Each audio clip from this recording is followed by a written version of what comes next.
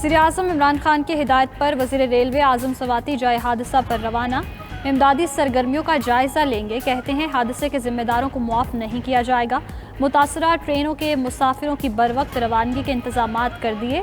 वज़ीर-ए-आज़म का वज़ीर रेलवे से राबता, हादसे से मुतालिक दरियाफ्त किया। हादसे की जामे इंक्वायरी और रेलवे सेफ्टी की खराबियों की मुकम्मल तहक़ीक़ात का भी हुक्म।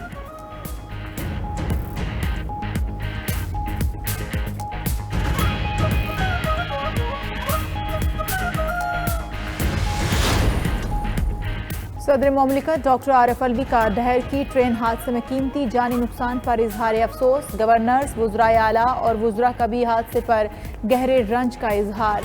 अपोजिशन लीडर शहबाज शरीफ भी अफसुर्दा। शाह महमूद का कहना है कि दुख की घड़ी में मुतासरीन के साथ हैं। वज़ीर आला सिंध मुराद अली शाह का कमिश्नर सखर को टेलीफोन, ज़िले इंतज़ामिया को मुकम्मल मुतहरक करने की हिदायत। डहर की, घोट की और करीबी इलाकों के अस्पतालों में एमरजेंसी नाफिज कर दी गई। खैबर मेल को, रानीपुर ग्रीन लाइन को, गंबट और ज़िक्रिया एक्सप्रेस को गोटकी रेलवे स्टेशन पर रोका गया। शाह हुसैन एक्सप्रेस को खैरपुर, अवामी एक्सप्रेस लियाकतपुर और रहमान बाबा एक्सप्रेस रहीम यार खान के मकाम पर मौजूद।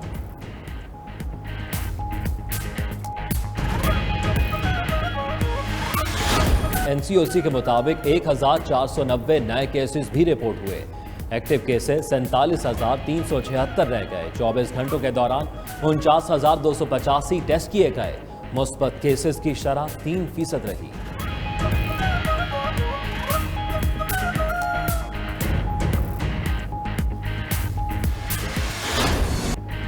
कोरोना के फैलाव में कमी होने पर पंजाब, खैबर पख्तूनख्वा और बलूचिस्तान में तालीमी सरगर्मियां मुकम्मल बहाल। नन्हे तलबा कोरोना SOPs के साथ खुश स्कूल पहुंचे। कोरोना की शरह 5% से जायद वाले शहरों में प्राइमरी और मिडिल क्लासेस ताहाल बंद। उधर सिंध में भी नवी जमात से यूनिवर्सिटी तक क्लासेस खुल गईं। सिंध में आज से दुकानें शाम 6 की बजाय रात 8 बजे तक खुली रहेंगी।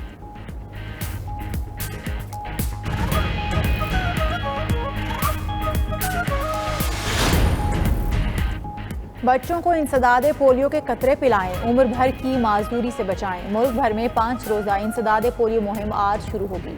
Coordinator polio programme Shahzad Baig कहते हैं 5 साल तक के 3 करोड़ 30 लाख से जायद बच्चों को वैक्सीन दी जाएगी। वज़ीर आज़म इमरान खान ने इंसदादे पोलियो से मुतालिक अहम इजलास आज तलब कर लिया।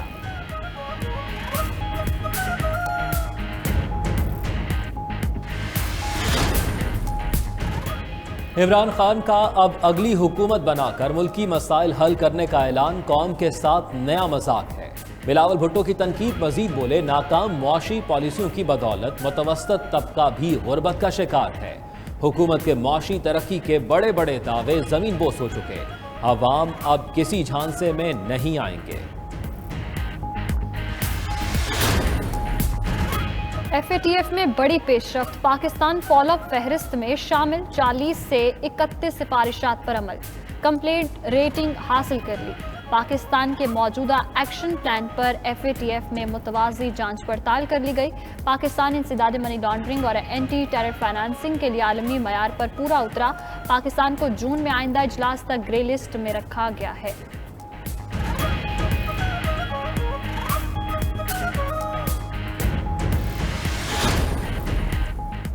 हज के तरीकाकार का ऐलान चंद रोज में किया जाएगा। सऊदी वजीर इत्तलात की प्रेस कॉन्फ्रेंस। कहा कोरोना के फैलाव, वायरस में तब्दीली और मुख्तलिफ मुल्कों में वैक्सीन की कमी के बायस हज का तरीकाकार अभी तक वाज़ेह नहीं हो सका। हज के लिए वैक्सीन लाजमी शर्त नहीं, ताहम बचाव के लिए जरूरी है।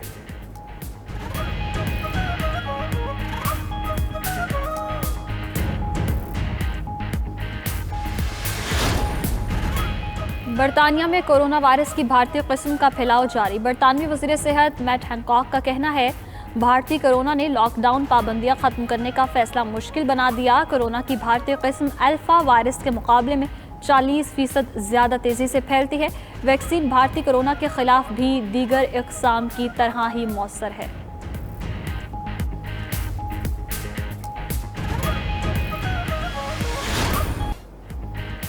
PSL 6 के बकिया मैचेस में सिर्फ 2 रोज का इंतजार। 9 जून को अबू ज़हबी में रंगारंग मेला सजेगा। इवेंट में शामिल तमाम टीमों की प्रैक्टिस जारी।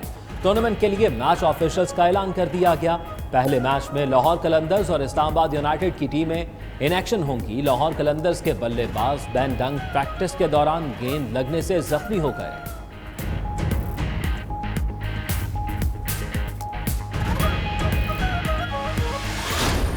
فرینچ اوپن ٹینس میں اپ سیٹ، امریکی ٹینس سٹار سرینا ولیمز کا سفر اختتام پذیر۔ چوتھے راؤنڈ میں قازقستان کی کھلاڑی ایلینا ریبیکینا نے سرینا کو اپ سیٹ شکست دے دی۔ جرمنی کے الیگزینڈر زوروف نے جاپان کے کائی نشکو کو شکست دے کر کوارٹر فائنل میں جگہ بنا لی۔ Swiss tennis star Roger Federer injury کے باعث فرینچ اوپن سے دستبردار۔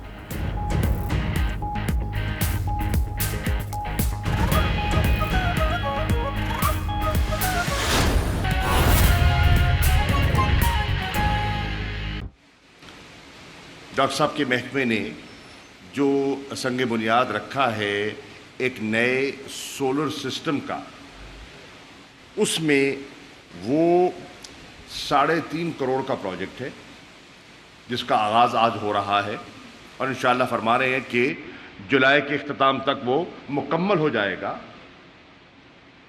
3.5 کروڑ کا پروجیکٹ ہے اور سالانہ اس کی سیونگ ہے 1,75,00,000، یعنی کہ اس پروجیکٹ کی عمر ہے 25 سال، اس کی انویسٹمنٹ کی ریکوری ہو جائے گی 2 سال میں، اور 23 سال چلڈرن ہاسپٹل ملتان کو مفت بجلی فراہم کر دی جائے گی۔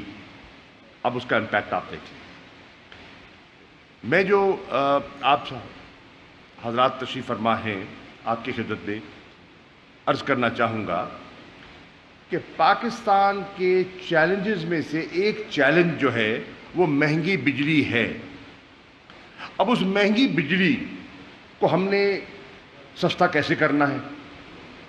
اب وہ کوئی جادو کی چھڑی تو نہیں تھی جس چھڑی سے اس کو سستا کر دیا جاتا، معاہدے ہوئے تھے،